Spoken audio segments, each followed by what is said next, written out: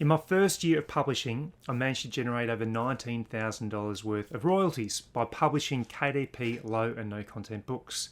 In this video, I want to talk you through the unique set of challenges that I faced by publishing with KDP, because I think there's going to be lessons in there that will be able to help you. And that's my main priority with these videos, is to help you to really create, grow and scale your self-publishing businesses with KDP Publishing, but also outside of that as well. So if you like these kinds of videos, then make sure that you like, subscribe and hit that notification bell so you're made aware of more videos I create. My name's Romney and I've been publishing now for over a couple of years, and I've learned a lot of things along the journey. And so in this video, I want to be able to share with you those experiences. But if you also like, or if you're new to KDP or you want some more information, I've recently created a brand new low and no content course. Just check out the description details below and that will take you to where the course is available. So let's get into this lesson now. So I think it's probably best to start off about where I began my self-publishing. So about 10 years ago, I actually did publish a resource with a major publisher, but I felt that during that process, I did lose a lot of control through the creative process, through cover design, even the manuscript. And what I originally created didn't end up being sort of published the way that I wanted to be published. So therefore, I decided to take it into my own hands, and I found some videos about publishing through KDP. And so when I first started, I made some probably important, I made a few major errors in regards to the publishing. I'd also completed a few courses, but when you first start out, you tend to feel that your way is the best way, and you tend to disregard a lot of the information. Well, I did anyway. I was disregarding the information from a lot of experts about the way I should be doing it because I felt like I knew better. But in hindsight, I really should have listened to that advice, because it would have accelerated the ability for me to be able to create books that were higher quality, that were able to sell more as well. And what ended up happening, if you haven't seen my videos before about my first 3 months on KDP, you'll see that it was a bit of a failure. And I didn't sell, hardly sold any books, really. I think it was $100 maybe in my first 3 months. And that was a lesson in itself. And although when you have some difficult challenges with your publishing,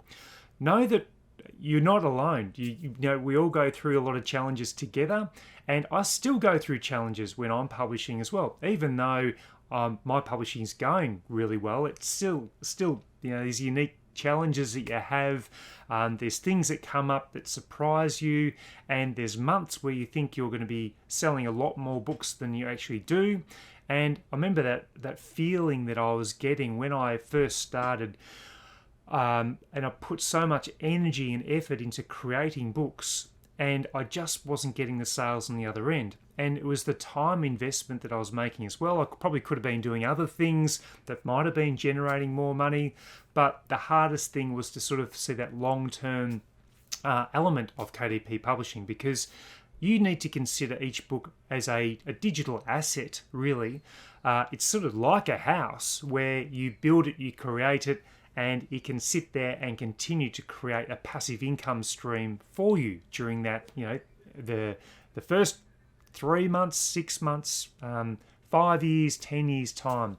And that's where it's important as a self-publisher to see the long game and not just the short game. So my first piece of advice to you in regards to growing your self-publishing would be to think of that long term. Don't take shortcuts. Yes, it's hard because you're wanting to create more books all the time because you're not really seeing much revenue coming in. So your answer feels like you need to create more books to create more income. But on reflection, I should have just slowed down a lot more and had better covers, better manuscripts, and it took a lot of time to try and reverse that again after I'd published the book. As you know, you can't go and change the title or the subtitle once you enter in and publish for KDP. You can make adjustments to the manuscript, and you can make adjustments to the covers by uploading new details, but in regards to title creation and using special keywords, which I cover in my course, is one of those critical things. The next thing, number 2, would be to make sure you do focus really heavily on your niche research. And again, I cover this in the course about the importance of proper niche research. And the mistake I made, if I had my time again, I wouldn't have gone into such competitive niches from the very start. Going to like gratitude journals and things like that, if you do a search on gratitude journals, it comes up with about 80,000 search results. And that's probably just touching the surface. There's probably new gratitude journals being created all the time.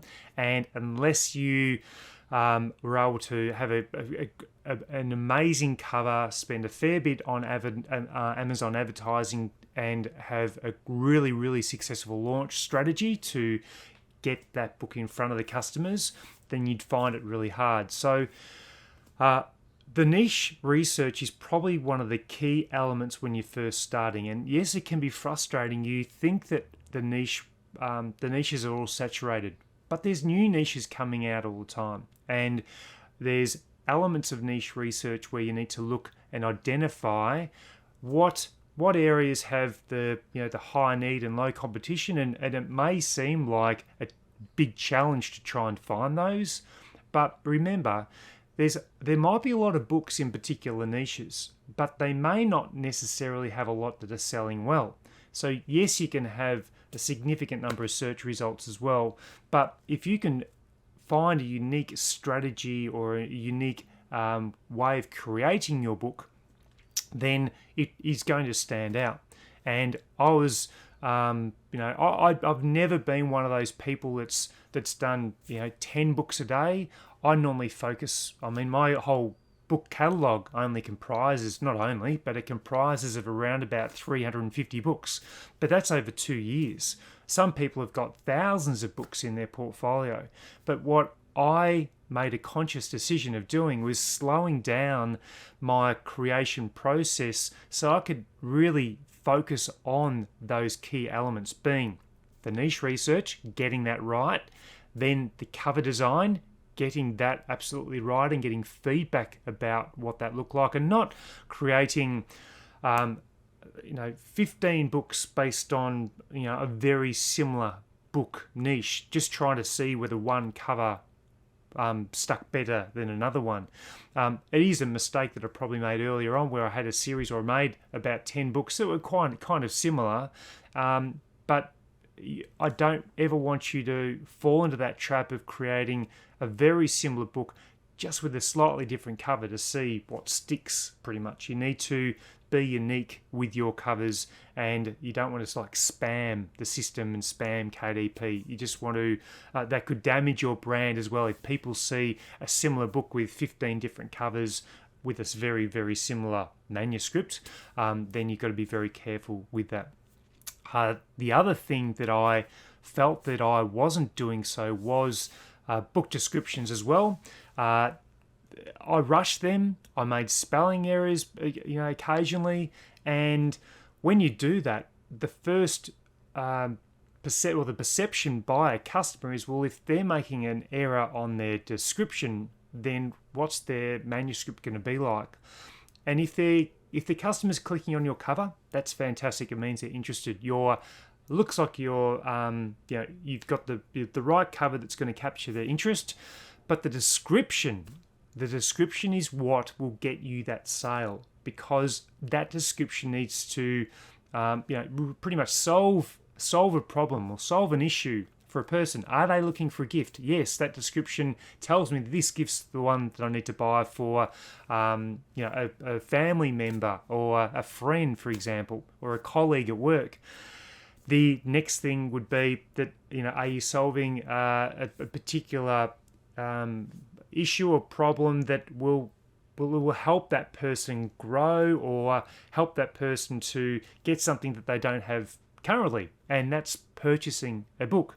So the description is something you need to really take your time with. And if you need to use software like Grammarly.com, there's a free version of Grammarly you can use to do that as well.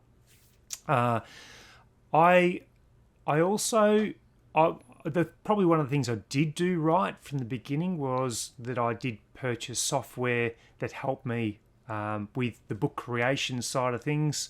And I've mentioned this plenty of times before, how I use BookBolt and Publisher Rocket and Canva to create a lot of my books. And those three pieces of software have allowed me to accelerate. And that investment was one of the key decisions I made to scale up to earning that $19,000 in my first year of publishing as well.